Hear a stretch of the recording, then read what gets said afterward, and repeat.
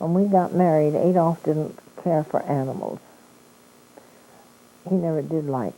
I guess he grew up in a family of bacteriologists, and you don't have things around like that. They got germs.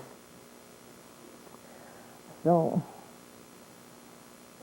my mother kept the parrot, and when she moved to California, parrot went too. And there was a couple down there that she knew up here, and they finally got the bird because she couldn't handle him too much. A home all alone all the time. And he lived, oh boy, he was the king of that family. They had a... No, they had a cage for him, sure, but they didn't have him in the cage. He ate at the table with them. He had a little... It's not a roost. What do you call it? Perch. Perch, thank you. He had a perch at the table, and he had one in the car. He was just like a kid. And that bird could sing. He could talk. He could do the multiplication tables. He could spell. He learned everything I learned. I'd have to go 1 plus 1 is 2, 2 plus 2 is 4, and pretty soon Polly's doing that. And one day my uncle, my mother's sister's husband, came to visit us, a Methodist minister. And he was going to be the guest speaker at the Methodist church not too far away where I used to go to Sunday school. And he came in, it was night, and we had the parrot on the laundry trays. The laundry trays were in the kitchen in the apartment we lived. And they had a cover on them, so they served several duties. And the cage was on that. And he had this old red sweater around him. It was time to go to bed. Uncle Chesley put his hat on top of the cage, and we didn't think anything about it.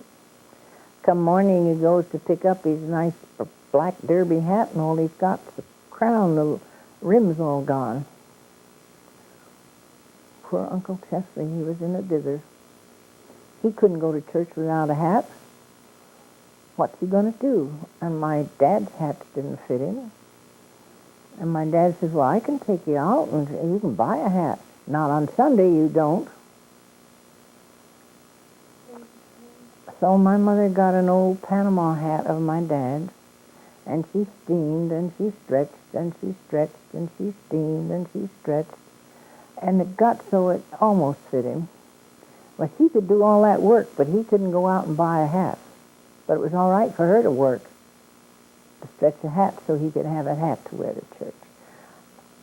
I don't see it.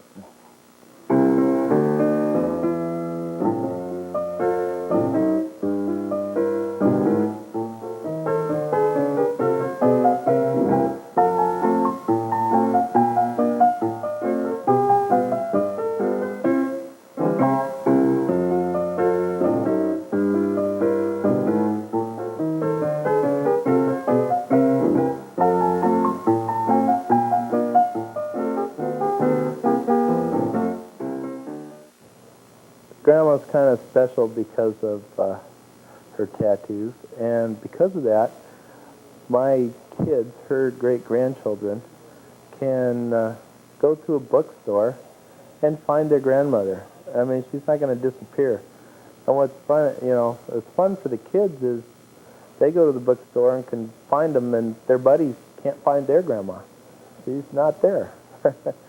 So that makes her kind of special. And she's in a wide variety of books, art books, history books, tattoo books. Just got to know where. She turns up quite a few places. It's kind of amazing. I can remember one time, this is my ex-husband now, one time on the morning show that we listened to here in town, was during one of the conventions, and they were remarking about the picture of a little old grandma from Portland being tattooed, and they were making some remarks about the little old tattooed grandma. My I said to my husband, I said, they can't talk about my mama like that. I liked it when she was in the Gresham Outlook on the front page, and I walked in the grocery store. They said, did you see that old lady with the tattoos? I really floored the one clerk was that's my grandmother. Everybody, or a lot of people, like being in the celebrity world of some sort. And like I've said before, my mother loved everything that was an attention getter. One of my boys one time who was in the subservice was filing through a Playboy. And he says, oh, look, here's my grandmother. And nobody would believe him. Elizabeth Weinzirl is the world's #1 tattoo fan. Born on June 2nd, 1902 in Brooklyn, New York, she moved west with her family to Seattle in 1913. For the past 40 years, she has been one of the greatest celebrities in the entire world of tattooing and has done more than anyone else to unite tattooers and their fans in the several existing associations. However, tattooing was not Elizabeth's first national publicity. That came in 1918 when she, her mother, and her cousin made a celebrated and previously unheard of cross-country trip from Seattle to Brooklyn and back again. Newspaper stories of the day described the amazing adventures of the three women and their dog Jerry crossing the country in a flivver. This was a day when all roads west ended at Chicago, and travelers were forced to rely on the Lincoln Highway, a series of markers which were reached by following often unreliable directions.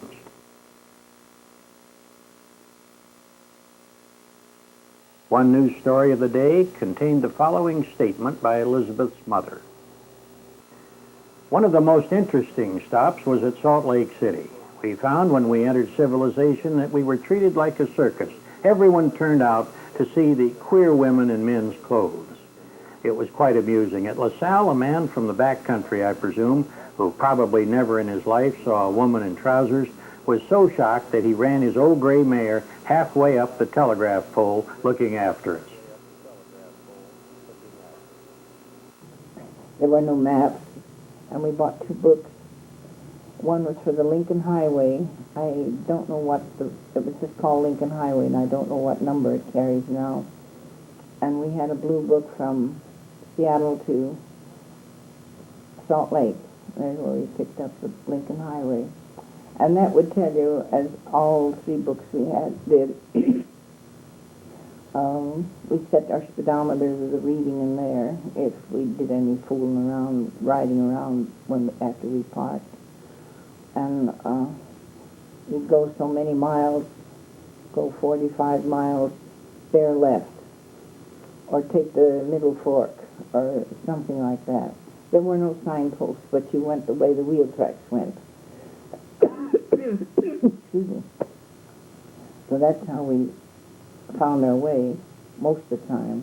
And I think it was in Nebraska. The road was on an old abandoned railroad bed. And I don't know what we'd done if we'd passed a car, because, you know, railroad track's not very wide. But we made it. As we drove, we always looked for schoolyards to stay at night, because there was a pump, and there were outdoor toilets, and these little one-room schoolhouses had stoves, and there were usually bits and pieces of wood around so we could cook our meal. We had a funny little grate thing that we put in the ground and put the fire underneath, and we cook our meals that way. And this is also in Nebraska. It was raining. It was thunder and lightning and raining. Schoolhouses, there weren't any. We didn't see any along that road. And here's a nice, great big brick one. And we stopped, but it was all locked up. We couldn't get in. So we went along a little further, and we usually stopped at farms and got eggs and milk and stuff. And we stopped in this farmyard and knocked at the door, and we asked if they had any milk and eggs. They would tell us, oh, sure, where are you from? And got to visiting, because we had a sign on the car, Seattle to New York, Seattle to New York, or bus. I think that's what it said. He got interested, and we said something about, no, where are all the schoolhouses? The only thing we saw was this big one. We couldn't get into it. And he said, well, there aren't very many around here. They're out further and not along the highway. But that's the high school, and that's all locked up. And he said, we always stopped in those places. He said, well, do you smoke? No. Do you need to cook? Light a fire? No, we don't need to. We just have some cold milk and open something. And he says, well, we've got fresh hay, new hay in the barn. You can sleep up in the loft if you like.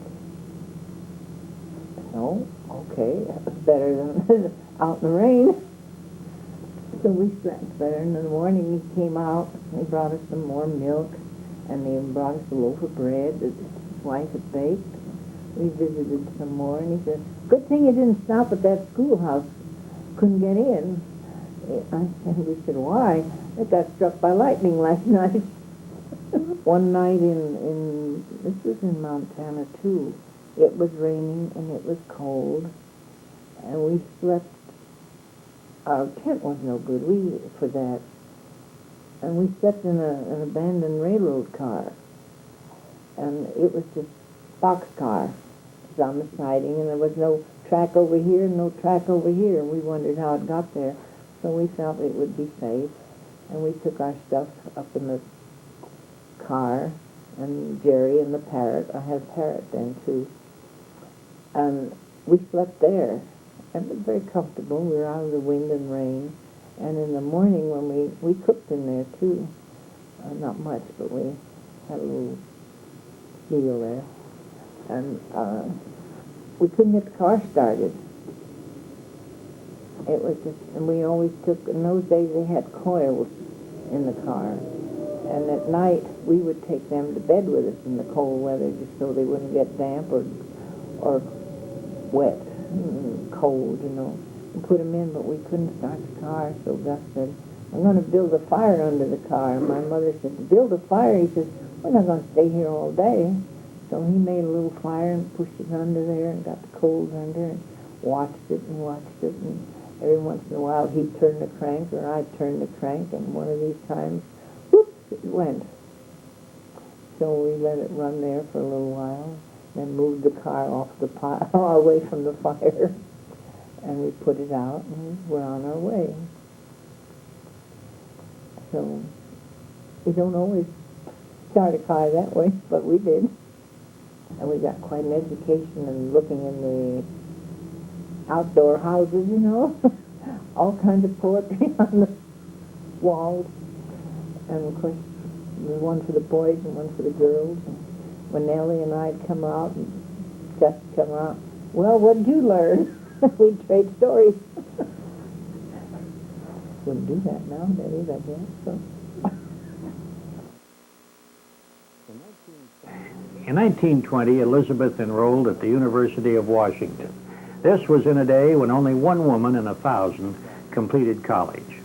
There she met a young medical student, Adolph Weinzirl, and after a proper courtship, they were married, and they lived in Seattle, where he became the deputy health officer.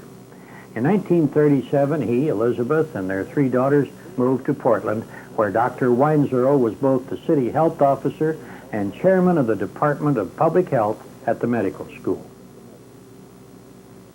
They were a very loving, touching, kissing couple all of the time. My mother was a patter, and my dad would put his arms around her and look into her eyes, and, you know, be a really loving person. And, you know, I can't remember what the words were, but a lot of love from that man to her, and back, too. And Mother doing the tattoos was an adventure for her. And fun. And looking back, it's probably nice that they had that adventure together. Something special for them. My dad's hobby was photography. And even long before the tattoos became a part of their life, he would take pictures they'd go down into the basement where they, in the basement was kind of a party room. And they would go down there, and he would take pictures, and yes, he would pose her or she would pose. And, the scantily clad pictures for them were a product of some of those evenings down in the party room. My sisters were probably more affected by the tattoos than myself. My sister, Liz, is more socially oriented than I am, and I think it was a problem for her. I always wondered if it was just a little bit kinky on their part. I mean, 20 years ago, maybe kinky. My mother never shared it with us. It was a secret thing for her. And so we knew very little about it. I thought maybe it was a little bit of a stimulant for them. They were physically close, but I think words were very hard for them. I think that my dad would like to have had just a normal, average lady that was sociable in the neighborhood, acceptable in the neighborhood, and that's what I think, that everybody should do their own thing. I mean, I certainly do mine, and if that was what was important to her, that's all right with me. And like I said before, I've never felt like I needed them, but she did. I think Elizabeth has changed some, or Babe as she's called in the family, or Liz as she prefers to be called.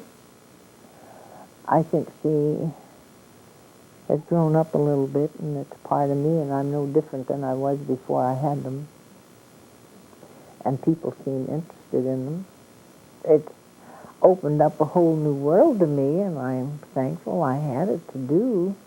I had this contact after he left. What would I have done? Just kids and all, I wasn't a PTA goer. I did when they were in school, but I wasn't much of a organization gal, shall we say. But it was easy to write to people all over. And I wouldn't have known these and made these contacts. I wouldn't have known you if I hadn't. And so many wonderful people I've met, because I am tattooed, I wouldn't have done. They've opened up the world, you might say, for me, as far as meeting new people. And it's always good to meet new people. Tattooing opened a whole new world for Elizabeth, and it became a remarkable world indeed. For over 4 decades, she has corresponded with tattooers throughout the world. Many refer to her as the grandmother of tattooing, and a Japanese tattooist claims that Elizabeth is his adopted mother. Tattooers now recognize that it was Elizabeth's interest in their art and her correspondence with individuals throughout the world that first brought the tattooing community together. I think the two on my arms are my favorites.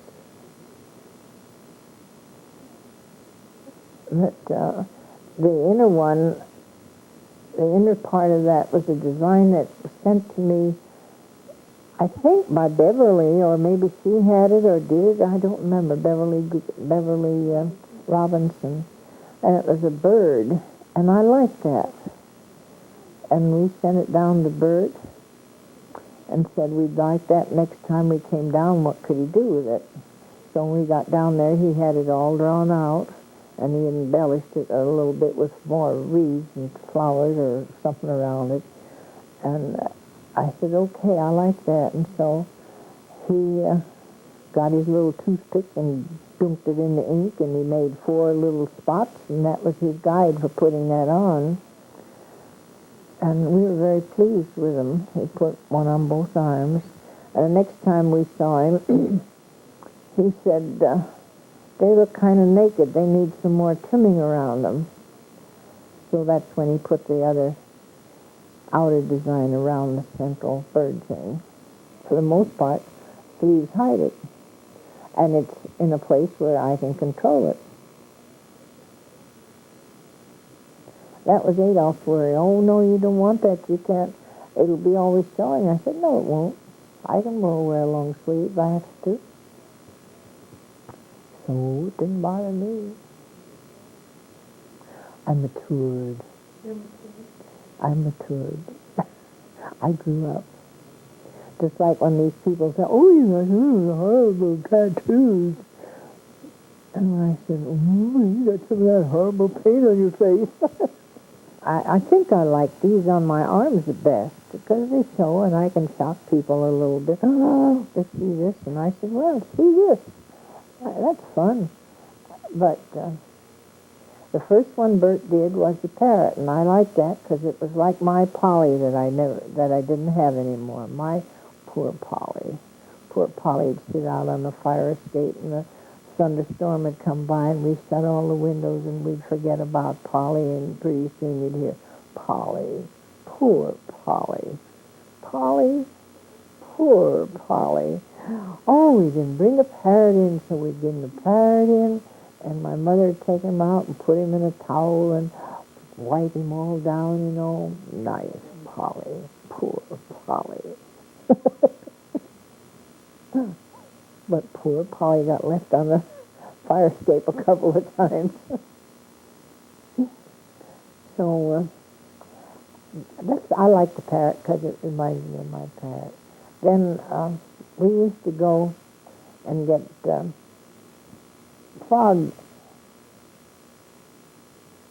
eggs, you know. It'd be a mass, like a mass of jelly or something, and full of these little things that look like eyeballs of a fish. And we'd bring those home, and we'd watch them develop and grow and break out of that, and here these little things are squirting all over. And I guess I kind of like tadpoles. That's why I got these little tadpoles. We always had fun. We'd go out in the woods and find a pond and a sieve on a goldfish bowl and fill it full of water and get this mass in. Kids like to watch them. And if I could find a pond around here in the spring, I'd go bring some home and watch again. While Elizabeth had a few small tattoos done in the Northwest, she became a serious collector only after meeting Bert Grimm. Elizabeth and Adolph began a friendship with Bert and Julia Grimm of St. Louis, which was to last for over 30 years. Adolph's annual trips to medical conventions were routed through St. Louis so Elizabeth could get more tattoos. For the rest of Bert's life, Elizabeth collected only his work. We stand out on the sidewalk, and you know how Bert walked. He came out. You folks strangers in town? Yeah. Where you from? Portland, Oregon. Oh, Portland. I was born someplace near there. Canby, I think. And I left home when I was old enough to wear shoes. And that was our introduction to Bert. And Adolph told him that, yeah, we were thinking about getting a tattoo, but I couldn't stand that shooting gallery. He says, well, if anybody wants to shoot, they can come back. So we went in, and we visited, met Julie, and I picked out this parrot, and that was it. And the next morning when I got up, well, as I say, it's history. I said, no more unless Bert does them. And the Adolph part was done with Adolph. And he put it here.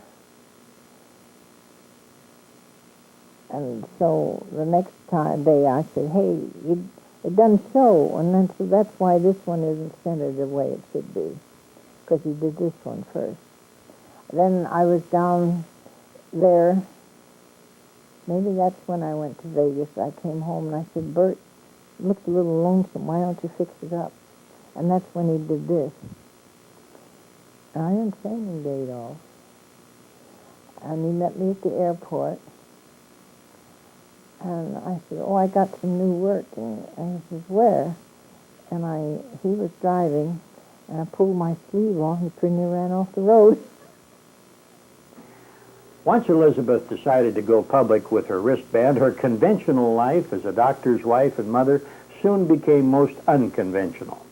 In 1958, Elizabeth and Adolph were featured in the national Linkletter television show On the Go, which originated from Bert Grimm's shop on the Pike in Long Beach, California.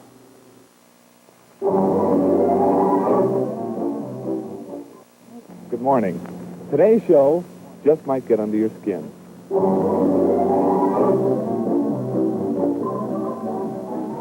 It's Jack Linkletter on the go. Come on along. We're going places, doing things, and meeting people everywhere in their search for happiness.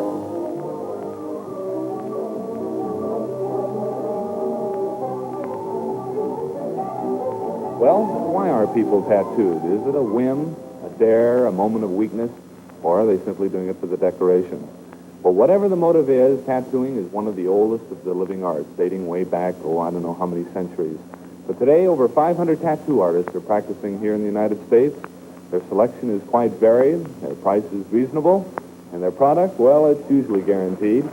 We're here today with Bert Grimm, who's been in the business some 45 years, his wife Julia, who's been in the business 28 years, and their nephew Bob Heyman, who's a comparative novice. He's only been in the business 10 years. And their clients fall in every age bracket, in every walk of life. I'm sitting here with Dr. and Mrs. Weinzirl, and we have a little switch here. Mrs. Weinzirl has the tattoos, and the doctor doesn't. They live in Portland. They have been coming down here to Bert for the last 10 years. I imagine you have quite a few tattoos after all these years. Oh, yes, I have about 40. And what kind of design? Oh, we have birds and butterflies and dragons. Really? Do you have a Flowers? particular favorite, Doctor? Yes, my favorite is the butterfly on the shoulder. On which shoulder? You like this? Yes, let me see this. This is your favorite, right there. Well, that is very lovely. And why did you get your first tattoo? Well, that kind of a long-winded story, but my father had a tattoo, which I was interested in. It aroused a little curiosity, and husband liked them, too. We went up to Bob's place once following the Jack Linkletter show, the On the Go show, in which we were asked to come down. Bert suggested to them.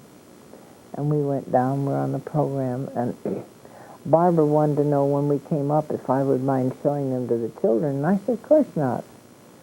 So when I got up there, we weren't there very long. Can we see your tattoos, Grandma? So I showed them what I had, and we paid no more attention to it. They looked them over good, and asked questions, and I answered them, and we started talking, and pretty soon, where are the kids? And they're all out in the yard, and they're using their Mongo pencils, and they're drawing on each other, designs. I know that I asked my son once, terrible, I shouldn't say this. I said, have you ever touched Grandma's tattoos? And he said, yeah, they feel like skin. And a couple of days later, he said, you never have you, Mom? I said, no. I think I was really aware of it when I was around, 10 to 12 years old. And they were pretty neat. Grandpa was really proud of them. He liked them. And it was my birthday, and they took me to Poncho's one year, and she had to wear a dress that showed off her parakeets. The idea that my dad wanted a tattooed wife was a romanticized story. And I don't know how it started, why she felt that he wanted a tattooed wife. We'll never know what, goes on behind the closed doors. I don't think that it was anything that kept them together or kept them apart, either one way or the other. It was something they did together, my mother keeps saying. And that's true. That's one of the things they did together. I cannot imagine my dad saying, I want a tattooed wife. he was a prolific reader, anything, and he loved words. And I think that was one reason why we went to the Westminster Presbyterian Church. They had a preacher there by the name of Hudson. And he often go, and first thing you know, out had come his little book, and he's writing down something.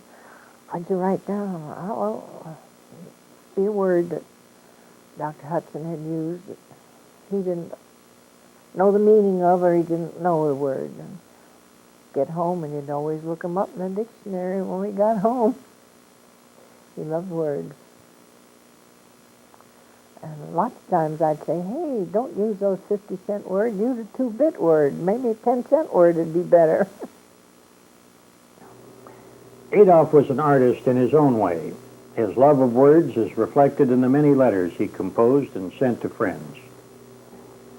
Dear Dr. Williams, if you will turn on the signal light that burns with such a crimson glow just outside your office door, and if you will thrust strongly with your 2 hands against all those obligatory matters which clutter up your desk, then you can boldly, and as one who puts all considerations of guilt behind him, place this letter on the cleared space before you.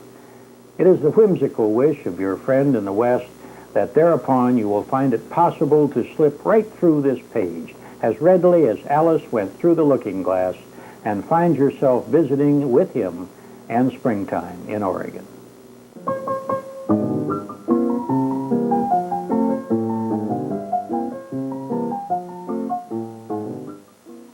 Adolf was also a pioneer. In 1948, a young Eddie Albert produced one of the first sex education films for teenagers. The film and Adolf as the medical advisor were prominently featured in a Life magazine story. It was the first sex education movie probably made for the United States. Life magazine, I can remember picking it up and having quite a story on it. And that was probably a tougher time for me, so having that magazine out than my mother's tattoos and what the kids said to me. You can't buy a life insurance policy that will leave your family with something to do or be taken care of any better when you're gone than what my grandfather did for my grandmother with the tattoos. He left her with a worldwide family, at the top of it, and that to me is marvelous. You know, that's the neatest thing you can do for somebody, is not leave them alone, and that's essentially what he did. So that's something you can't buy. You got to be pretty creative to come up with something that'll beat that.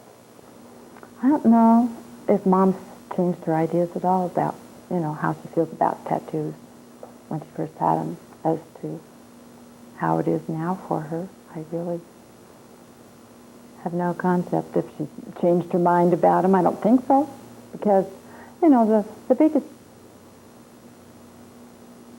one of the biggest pleasures, I think, besides talking to a couple of the grandchildren, especially, that are special to her, and keeping that contact, is going to the tattoo celebrations, the conventions, the shows, the parties.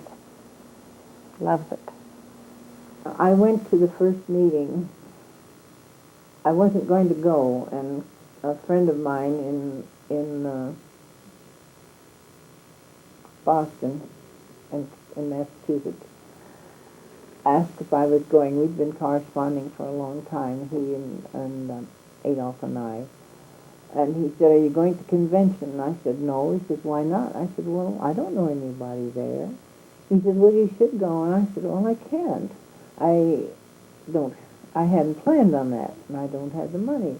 He says, "Well, I'll send you the money." And I said, "I don't take money from men."